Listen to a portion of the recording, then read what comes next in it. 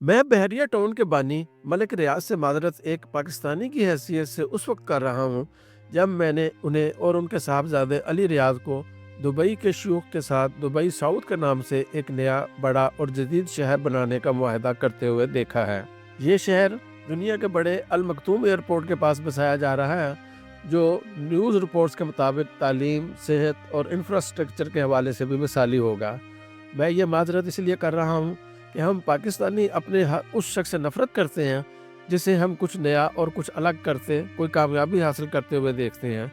मुझे ये कहने में आर नहीं कि DHAs के बाद सबसे बेहतर रहने की जगह बहरिया टाउन्स ही हैं, चाहे वो लाहौर में हो, कराची या इस्लामाबाद में। मुझे ये कहने में भी आर नहीं कि जब हर तरफ हाउसिंग सोसाइटीज़ के फ्रॉड हो रहे हैं तो इनमें DHAs और बहरिया टाउन ही ऐसे हैं जिन पर अपनी बचतों या सरमायाकारी को महफूज बनाने के लिए हमारे बैरून मुल्क पाकिस्तानी सबसे ज़्यादा एतमाद और एतबार करते हैं।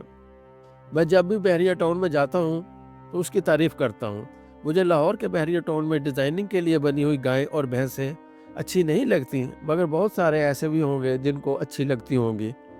उनकी एथेटिक सेंस के मुताबिक शानदार होंगी, मगर वहाँ की जामिया मस्जिद से जाली एफर टावर तक सब कुछ शानदार है, मज़ेदार है। मुझे इल्म है कि बहुत सारे लोग मेरे इस कॉलम पर एतराज़ करेंगे, मगर क्या हमें हर वक्त तनकीद करने वालों, गालियाँ देने वालों और नफ़रत करने वालों को अहमियत देनी चाहिए? तनकीद वहीं होती है जहाँ कोई कुछ करता है, और अगर कोई कुछ नहीं करेगा तो उस पर तनकीद भी नहीं होगी। जैसे मुझे यहाँ पंजाब का साबिक वज़ीर आला उस्मान बुज़दार याद आ रहा है कि उसने कुछ किया होता तो उस पर तनकीद होती। ज़ाहिर है पंजाब में आपने तनकीद करनी है तो आप नवाज शरीफ, शहबाज शरीफ और मरीम नवाज के अलावा परवेज़ इलाही पर ही करेंगे, जिन्होंने कुछ किया, बल्कि बहुत कुछ किया। लिहाजा उन पर तनकीद भी बहुत कुछ हो सकती है। बहुत सारे कह सकते हैं कि मेरी ये माजरत बाद अज़ वक्त है, मगर मेरा कहना है कि गलती का एतराफ़ कभी ताख़ीर नहीं होता, बल्कि ये इस गलती से आज़ाद होकर आगे बढ़ने का आगाज़ होता है। हम पाकिस्तानियों के बारे में मशहूर है कि जब हम जहन्नम में पहुँचेंगे तो हम वाहिद कौम होंगे जिनके आग से भरे गड्ढे पर कोई फरिश्ता बतौर चौकीदार नहीं होगा, मगर बाकी सब अक़वाम के गढ़ों पर हैबतनाक फरिश्ते होंगे कि जो जहन्नम के इस गड्ढे से निकलने वालों को वापस फेंक रहे होंगे।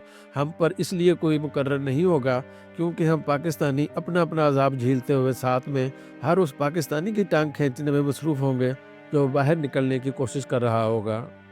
मेरे एक रिश्तेदार गुजरात में रहते थे।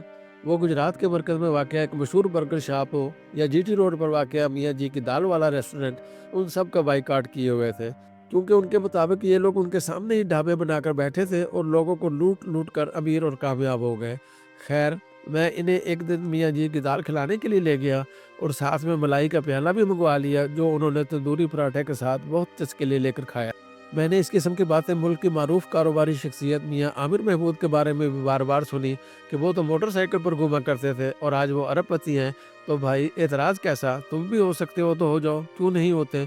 मुझे ये भी इल्म है कि बहुत सारे कहेंगे कि मलिक रियाज ने इमरान खान को अलकादर ट्रस्ट की ज़मीन क्यों दी, बुशरा बीबी को सोने की कीमती अंगूठियाँ वगैरह क्यों तोहफ़ा की, और ये भी कि आसिफ जरदारी को लाहौर में किला नुमा बिलावल हाउस बना के गिफ्ट क्यों किया। मगर मैं जवाब में कहूँगा कि असल सवाल तो उनसे होना चाहिए जिन्होंने ये सब कुछ लिया। मलिक रियाज तो वही कुछ कर रहे हैं जो इस मुल्क में चल रहा था, मगर इमरान खान तो साकिब निसार के सादिक और अमीन थे। जब एक कारोबारी कारोबार करने के लिए निकलता है तो वो अपना काम निकलवाने की ही कोशिश करता है। अगर उसका 1 करोड़ रुपया 1 लाख रुपए रिश्वत की वजह से डूब रहा हो तो ये बहुत बड़ी हमाकत होगी अगर वो 1 लाख रुपए देकर अपना 1 करोड़ नहीं बचाएगा।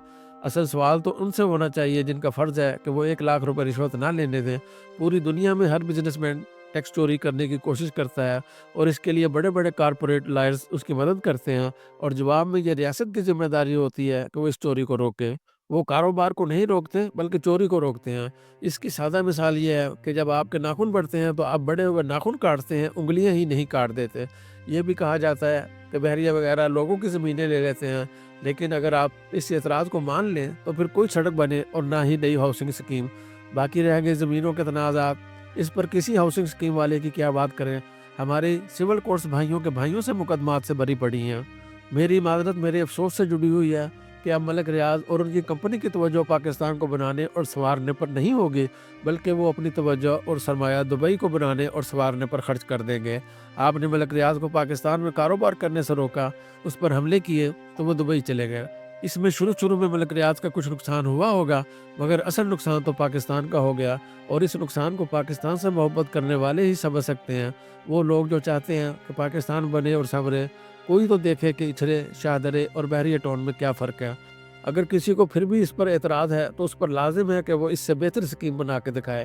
میرے ایک صحافی دوست کہا کرتے ہیں کہ ٹی وی کی صنعت میں مالکان کو وہی صحافی اچھے لگتے ہیں جو ان کے ٹی وی چینل سے باہر ہوتے ہیں، اور میری بھی اس وقت پاکستان کے حوالے سے مالکانہ سی فیلنگ آ رہی ہے۔ مجھے وہ ملک ریاض شاندار لگ رہا ہے جو ہمیں چھوڑ کے دبئی کے صحراؤں میں ایک نیا شہر آباد کرنے چلا گیا ہے۔